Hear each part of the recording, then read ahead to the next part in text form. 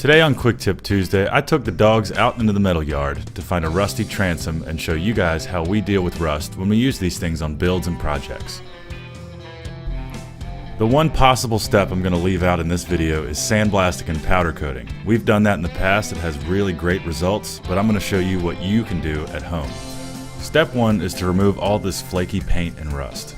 Before you get started on anything, remember it's important to wear proper personal protective equipment when you're dealing with things like old paint that can contain lead and rust, which when you vaporize is not good to inhale. There are lots of different ways to remove this stuff, but in this case I'm using what's called a scaler or a needle gun. You can pick these things up for 40 to 50 bucks, and as long as you have a decent air compressor, they work wonders. Plan B would be to use a chisel or wire brush, hammer, or combination of the three. Not impossible, especially when you're only working on a panel this size.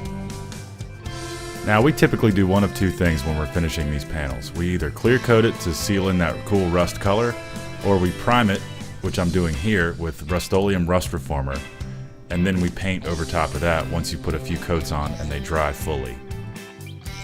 I'm going to clear coat the other half of this panel to show you the difference in finish.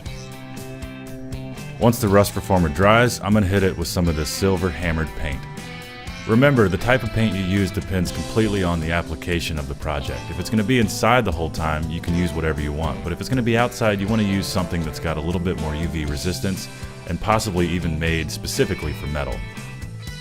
And there you have it, folks. It's really not rocket science. Just use common sense, get as much of the flaky stuff off before you paint, and you're going to have fun with this project. Thanks for watching Quick Tip Tuesday. See you next week.